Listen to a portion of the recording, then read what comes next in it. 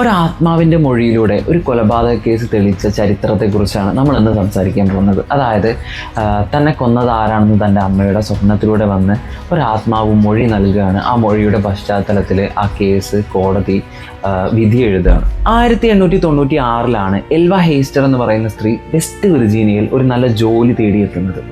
അവിടെ വെച്ചാണ് അവർ എഡ്വേർഡ് എന്ന് പറയുന്ന യുവാവിനെ കണ്ടുമുട്ടുന്നതും അവർ തമ്മിൽ പ്രണയത്തിലാവുന്നു.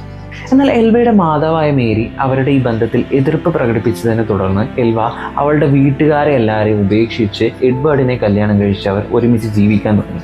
പക്ഷേ ഒരുപാട് കാലം അവർ ഒരുമിച്ചുള്ള ജീവിതത്തിന് ആയുസ് ഉണ്ടായിരുന്നില്ല. അങ്ങനെയിരിക്കെ 1897 ജനുവരി 23 ജോലി ശേഷം മടങ്ങുന്നതിന് മുമ്പ് തൻ്റെ വീട്ടിലേക്ക് വാങ്ങേണ്ട ആവശ്യ സാധനങ്ങളുടെ ലിസ്റ്റ് എൽവയുടെ കയ്യിൽ നിന്നും വാങ്ങുവാനായി തൻ്റെ ഷിപ്പിൽ ജോലി ചെയ്യുന്ന ഒരു കുട്ടിയെ എഡ്വേർഡ് തൻ്റെ വീട്ടിലേക്ക് അയക്കുകയാണ്.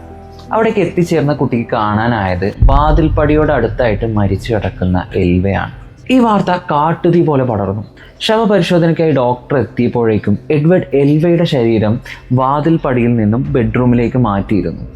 അതുമാത്രമല്ല, ശരീരം കുളിപ്പിച്ച് അതിൽ പുതിയ വസ്ത്രങ്ങൾ ധരിപ്പിച്ചിരുന്നു. ഡോക്ടർ എൽവയുടെ ശരീരം പരിശോധിച്ചുകൊണ്ടിരുന്ന സമയത്തെല്ലാം എഡ്വേർഡ് അയാളുടെ തല എൽവയുടെ ഹൃദയത്തോട് ചേർത്ത് വെച്ച് പൊട്ടിക്കരഞ്ഞുകൊണ്ടിരിക്കുകയായിരുന്നു. എന്നാൽ സൂക്ഷ്മ പരിശോധനയ്ക്ക് ഒടുവിൽ എൽവയുടെ തല പരിശോധിക്കാൻ വേണ്ടി ഡോക്ടർ ഒരുങ്ങിയപ്പോൾ അതിനെ എതിർക്കുകയാണ് എഡ്വേർഡ് ചെയ്തത്. അത് മാത്രമല്ല, അയാൾ അക്രമാസക്തനായി മാറുകയും ചെയ്തു. ഒടുവിൽ ഡോക്ടർ ആ പരിശോധന ഉപേക്ഷിച്ചു.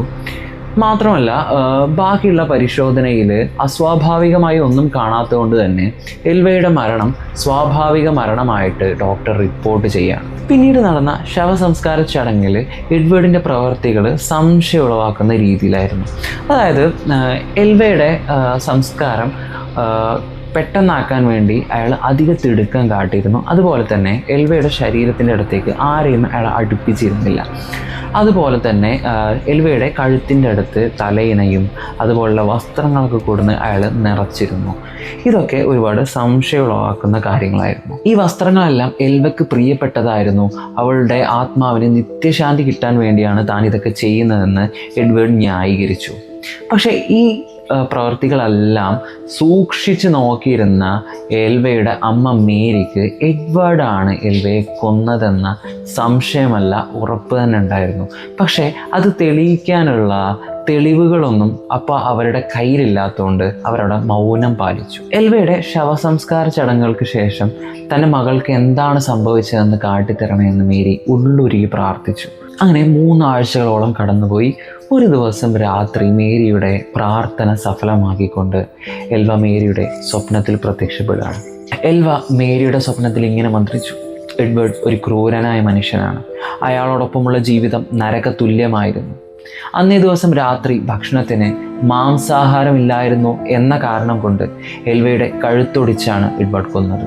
ഇങ്ങനെ അടുപ്പിച്ച് 4 ദിവസമാണ് എൽവ മേരിയുടെ സ്വപ്നത്തിൽ വന്ന് കാര്യങ്ങൾ പറഞ്ഞത്. ഈ സംഭവത്തിന് ശേഷം മേരി സ്ഥലത്തെ ലോക്കൽ പ്രോസിക്യൂട്ടർ ആയിട്ടുള്ള ജോണിനെ പോയി കണ്ട് ഇവർ കണ്ട സ്വപ്നത്തെയും കണ്ട കാര്യങ്ങളൊക്കെ പറ്റി പറഞ്ഞു കൊടുക്കുകയാണ്. പക്ഷേ മേരി പറഞ്ഞ പ്രേതകഥ അയാൾക്ക് വിശ്വസിക്കാൻ പറ്റിയില്ലെങ്കിലും മേരിയുടെ അഭ്യർത്ഥന പ്രകാരം ജോൺ എൽവയുടെ ശവശരീരം പരിശോധിച്ച ഡോക്ടറെ പോയി കാണുകയും ഡോക്ടർക്ക് പൂർണ്ണമായി പരിശോധിക്കാൻ കഴിയാത്ത കാരണങ്ങൾ അയാൾ മനസ്സിലാക്കുകയും ചെയ്യുകയാണ്. കാരണം അന്ന് പരിശോധന നടത്തിയിരുന്ന സമയത്ത് എൽവയുടെ ഭർത്താവ് ആ ശവപരിശോധന പൂർണ്ണമാക്കാൻ സമ്മതിച്ചില്ല എന്ന കാര്യം ജോൺ മനസ്സിലാക്കുകയാണ്. തുടർന്ന് ജോൺ എൽവ കേസ് റീഓപ്പൺ ചെയ്യുകയും എൽവയുടെ ശവശരീരം പോസ്റ്റ്മോർട്ടത്തിന് അയക്കുകയും ചെയ്യുകയാണ്. ഇതിനിടയിൽ എഡ്വേർഡിൻ്റെ 3ാമത്തെ ഭാര്യ ആയിരുന്നു എൽവ എന്നും ഇതിനു മുൻപ് അയാൾക്കുണ്ടായിരുന്ന 2 ഭാര്യമാരും സംശയാസ്പദമായ രീതിയിൽ മരണപ്പെടുകയായിരുന്നു എന്നുള്ള വിവരങ്ങളൊക്കെ പുറത്തു വരികയാണ്. എന്നാൽ കേസ് കോടതിയിലെത്തിയപ്പോൾ എഡ്വേർഡ് അയാൾക്കെതിരെ ഉണ്ടായിരുന്ന കാര്യങ്ങളെല്ലാം തള്ളി പറയുകയാണ് ചെയ്തത്. കാരണം മേരിയുടെ ഈ ആത്മാവുമായിട്ടുള്ള കഥ കോടതിയിൽ വില പോവില്ല, അല്ലെങ്കിൽ കോടതി അതൊരു മൊഴിയായിട്ട് സ്വീകരിക്കില്ല എന്ന ധൈര്യം എഡ്വേർഡിനുണ്ടായിരുന്നു. എന്നാൽ തൻ്റെ മരണപ്പെട്ട മകളുടെ ആത്മാവ് തൻ്റെ സ്വപ്നത്തിൽ വന്ന് പറഞ്ഞ കാര്യങ്ങൾ വളരെ സൗമ്യതയോടുകൂടി മേരി കോടതിയിൽ പറഞ്ഞപ്പോൾ കോടതി അത് കേൾക്കാൻ തയ്യാറായി. ശേഷം എൽവയുടെ പോസ്റ്റ്മോർട്ടം റിപ്പോർട്ട് വരികയാണ്. അതിൽ എൽവയുടെ കഴുത്ത് ഞെരിച്ചതിൻ്റെ പാടുകൾ കണ്ടെത്തുകയാണ്. അത് മാത്രമല്ല, ശ്വാസകോശം വരെ തകർന്ന രീതിയിൽ കഴുത്ത് ഒടിച്ചിട്ടുണ്ടെന്നാണ് ആ റിപ്പോർട്ടിൽ പുറത്തു വന്നത്. ഇത് മേരി പറഞ്ഞ കഥയുടെ സത്യാവസ്ഥയ്ക്ക് കൂടുതൽ ഊന്നൽ കൂട്ടുകയായിരുന്നു. അങ്ങനെ മേരി കണ്ട സ്വപ്നം പോലെ തന്നെ എഡ്വേർഡ് എൽവയുടെ കഴുത്തൊടിച്ചാണ് കൊന്നതെന്ന സത്യം പോസ്റ്റ്മോർട്ടത്തിലൂടെ തിരിച്ചറിയുകയാണ്. അതുകൊണ്ട് തന്നെ കോടതി എഡ്വേർഡിന് ജീവപര്യന്തം കഠിന ശിക്ഷ വിധിക്കുകയാണ്.